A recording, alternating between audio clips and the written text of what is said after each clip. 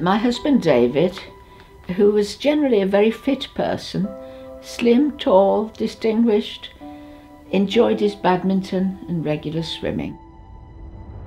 Things were getting a bit strange with his prostate, but we got the news at Musgrove that he had prostate cancer. Just the week before we were about to have this trip of a lifetime over to New York on the Queen Mary. Never been on a cruise before, and it was all very exciting.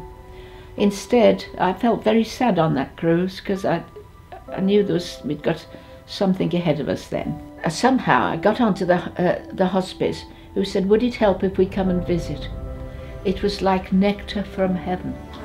Help was here. A nurse called Angie, she didn't give herself any airs, graces or titles. I gradually had to draw it out of her that she really was a cancer specialist with more experience than many doctors, paramedics or whatever. She was very highly trained as a cancer specialist nurse. David and he was able to come and sit in a chair then, listen to the offerings, at what she could do, the help they could offer.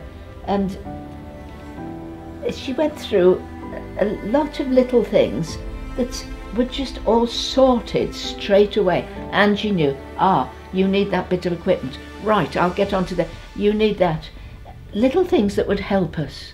Yeah. Physical things and medical things. Delia's getting married. I've forgotten how many weeks we'd got. Was it a month away or whatever?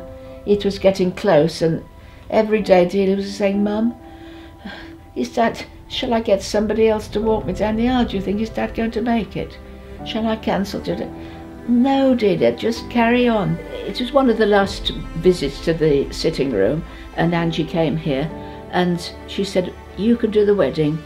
Steroids, that's what we're going to give you.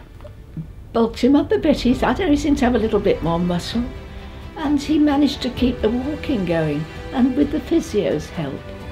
He was determined to get down that aisle walking. We knew he'd got a good chance of going to the wedding.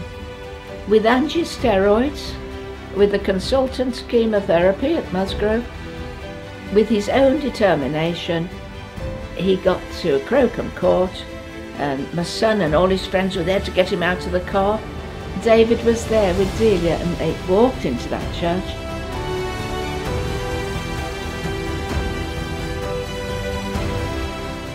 The speech was just amazing.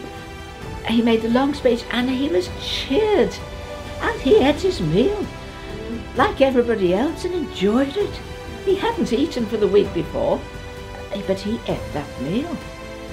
And David and I joined the dancing, and he stayed up till 12 o'clock dancing.